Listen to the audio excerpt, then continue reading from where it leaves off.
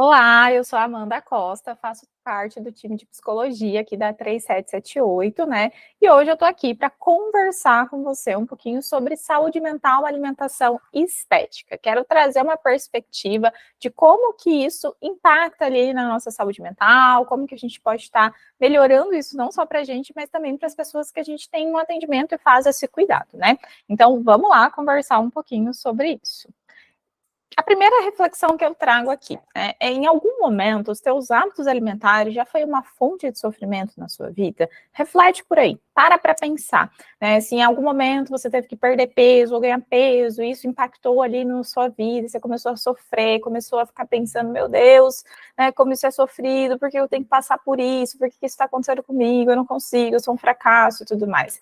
Eu sempre falo que isso é um sinal amarelo, porque a mudança de hábitos é para ser sim uma coisa complexa, digamos assim, mas não é para gerar sofrimento. É claro, né, gente, que mudar um hábito, às vezes alimentar, é uma coisa que requer muito da nossa atenção, das coisas ali, mas isso não precisa e não deve ser uma fonte de sofrimento, ao ponto de você questionar coisas que são importantes para você.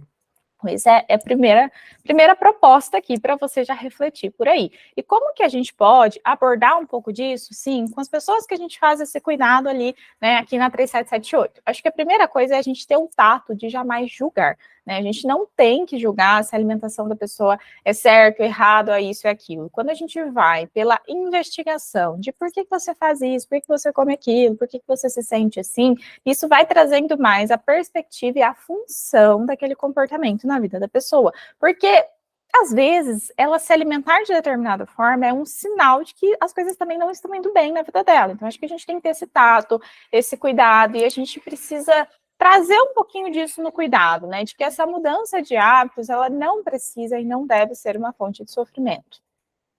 Como que a gente entende essa questão aí relacionada à mudança de hábitos, à saúde mental e, enfim, tudo isso que a gente está conversando?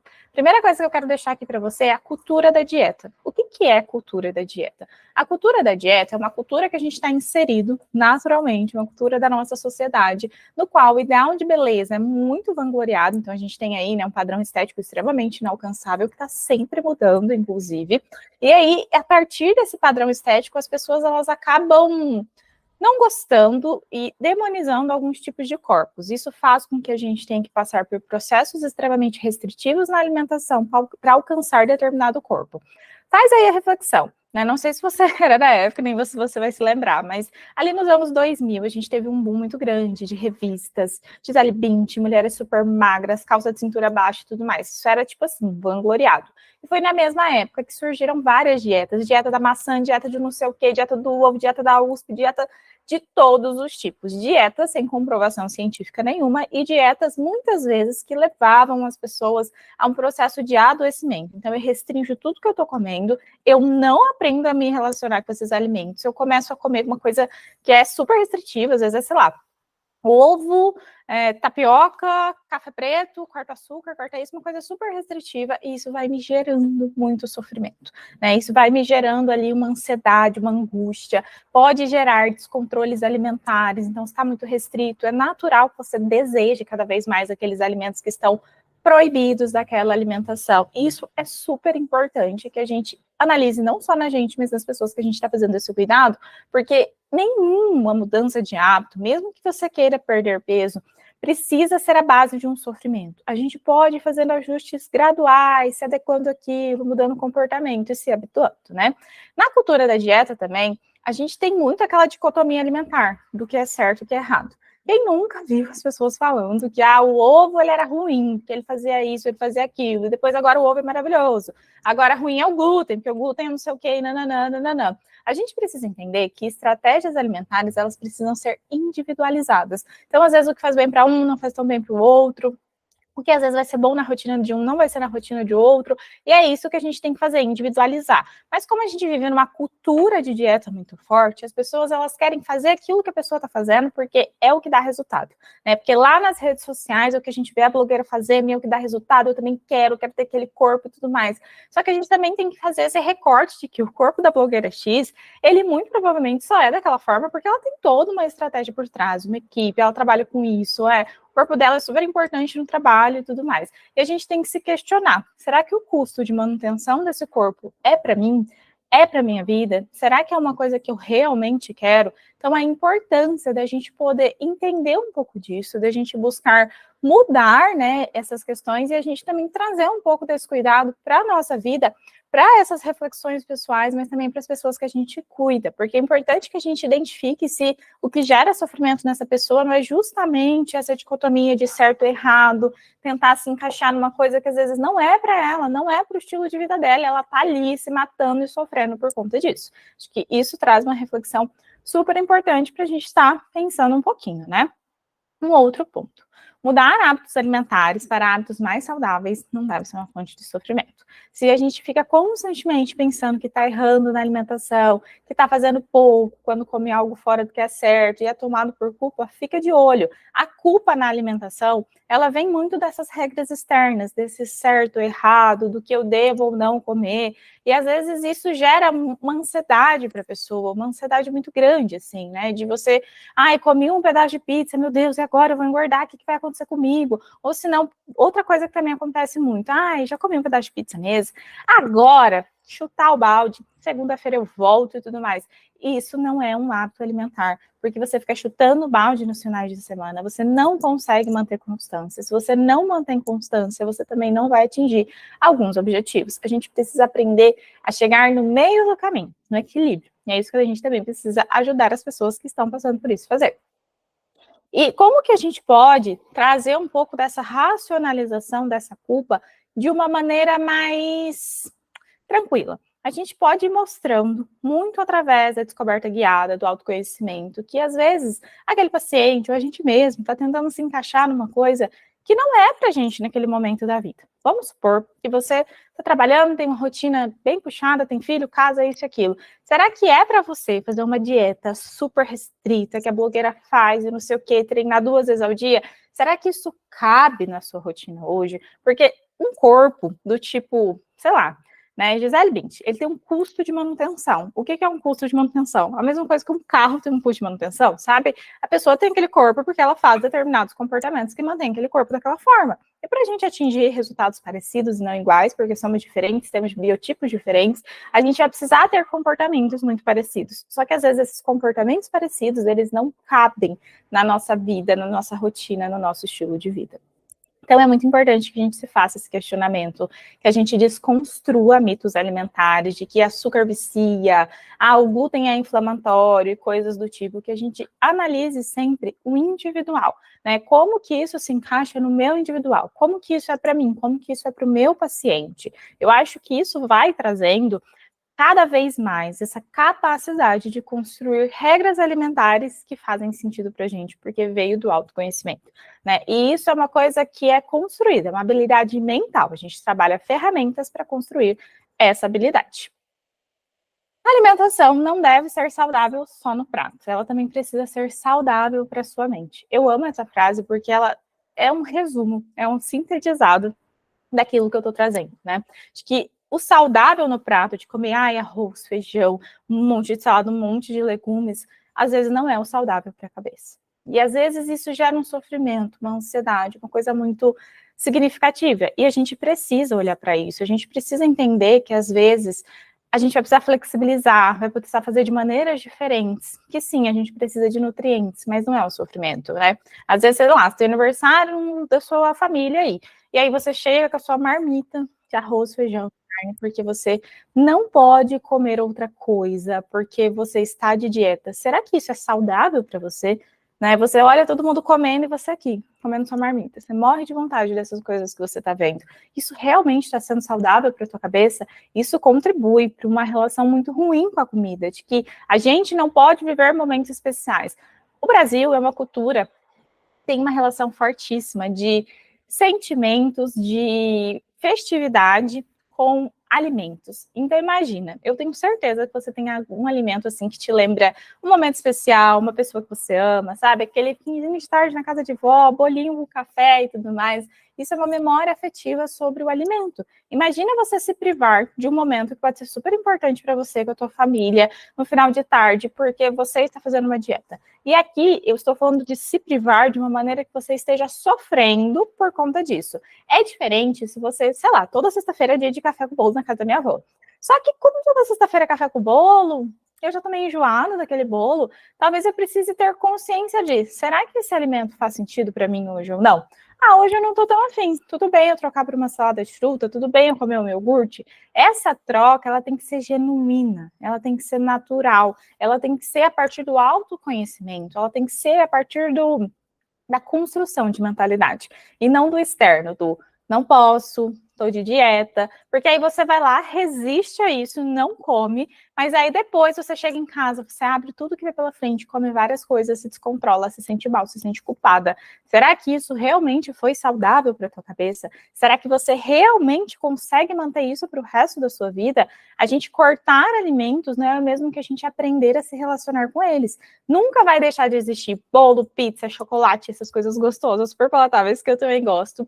E a gente não vai conseguir passar o resto da vida evitando esses alimentos. Por isso que a gente precisa se habituar, a gente precisa ter consciência para tomar decisões em relação à nossa alimentação, sem ser permissivo, mas também sem ser restritivo. É a gente construir um meio do caminho de, se eu for falar assim, por que que isso faz sentido? Como isso pode ser benéfico para mim? E por que que eu vou falar sim? E se eu for falar não, por que que eu vou falar não? De onde que vem essa construção desse não? A gente não tem que falar sim para todos os alimentos o tempo todo, mas a gente também não tem que viver falando não, porque a gente está de dieta ou restritivo. Eu acredito muito que um comportamento alimentar saudável, ele se mantém para o resto da vida, e ele vai fazer uma manutenção do peso, não só o nosso peso, como o peso dos nossos pacientes e tudo mais. E que quando a gente desenvolve isso, que a gente trabalha essas habilidades cognitivas, que a gente dá esse acolhimento, esse espaço seguro, constrói essas regras alimentares mais saudáveis, a gente vai observando na prática o quanto tem toda a vontade que a gente tem, ou o nosso paciente tem,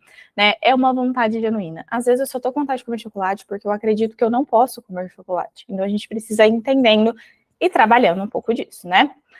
A outra coisa super importante, que também fala sobre alimentação, pressão estética. Acho que a gente já pincelou um pouquinho disso lá para trás, mas essa questão dessa pressão estética que a gente vive hoje, dessa busca por um corpo específico, por um tipo de padrão, né? Isso gera muito sofrimento. A gente tem várias regras do que é certo, do que é errado na alimentação.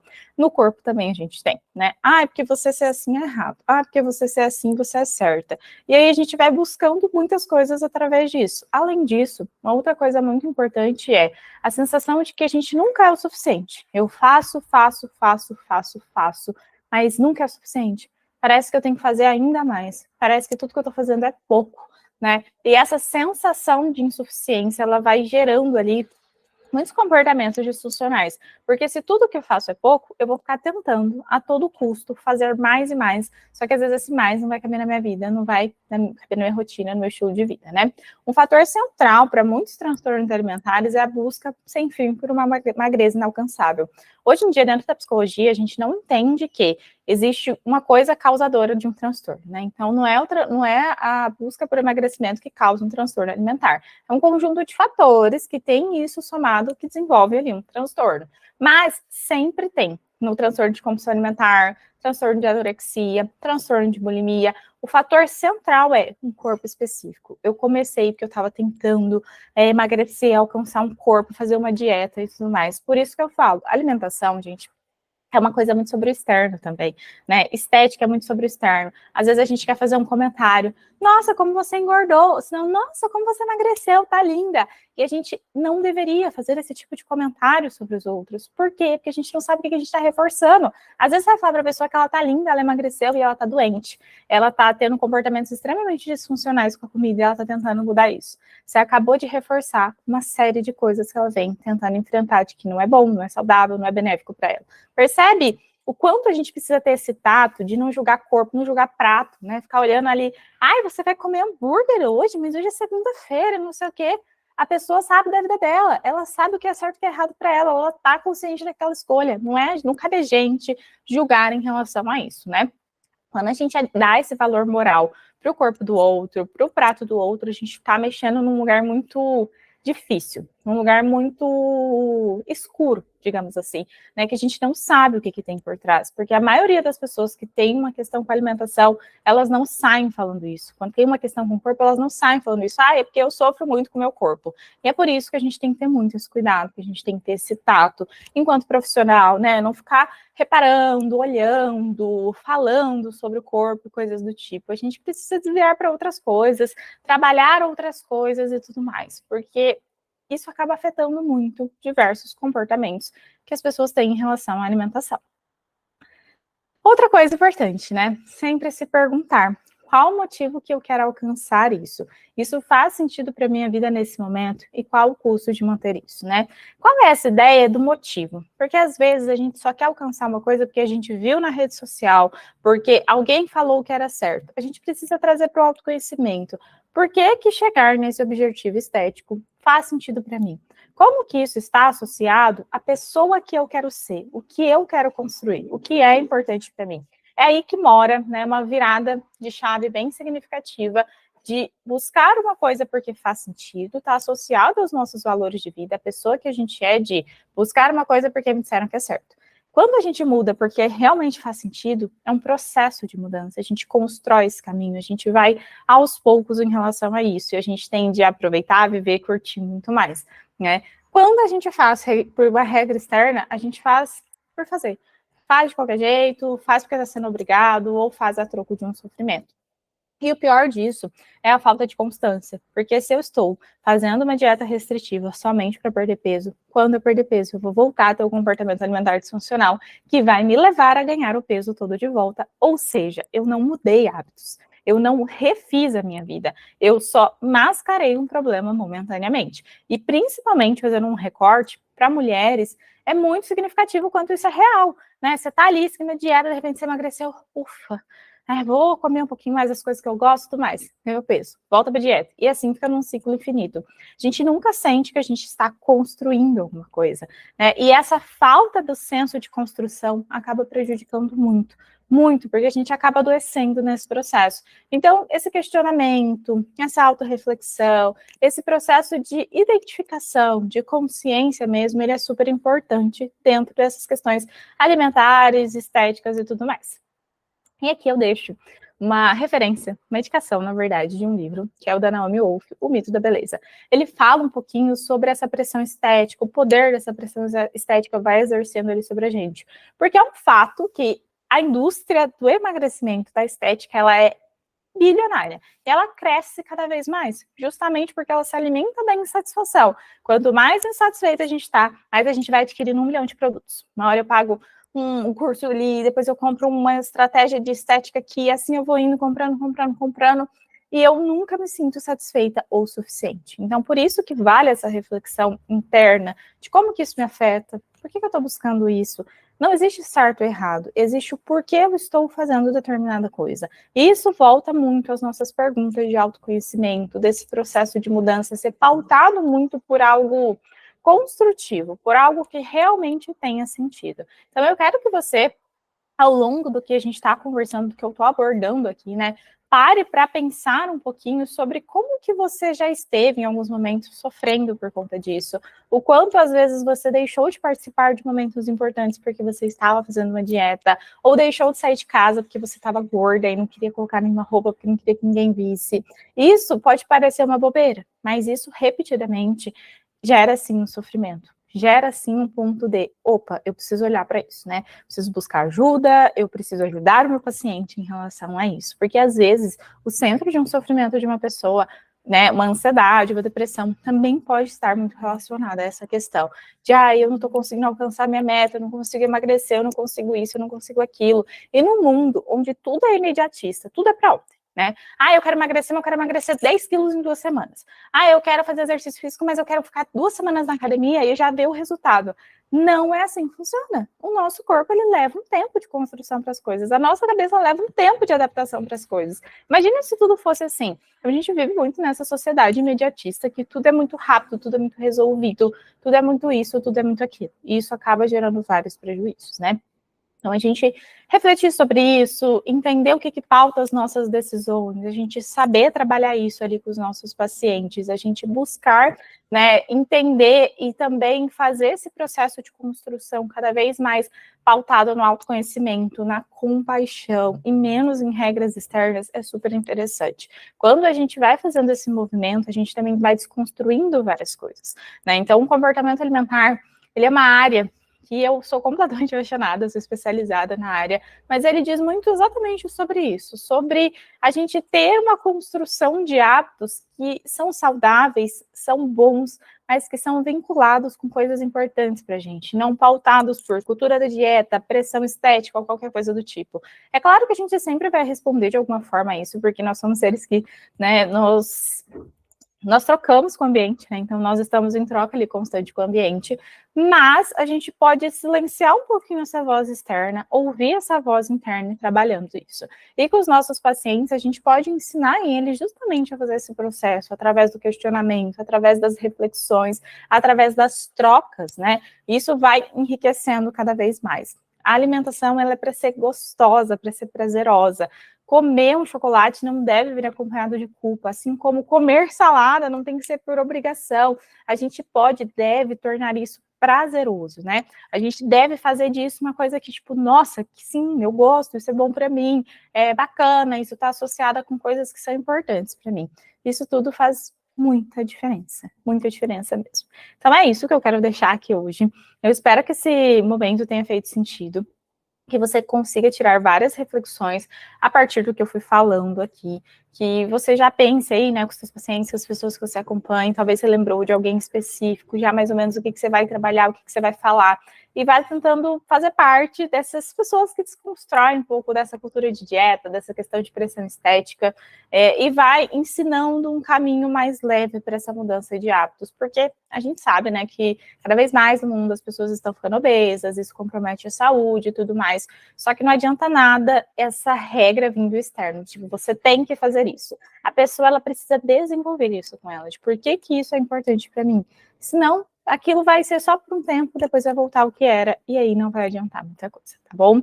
Então, é isso que eu quero deixar aqui. Eu espero que tenha feito sentido, e até um próximo momento.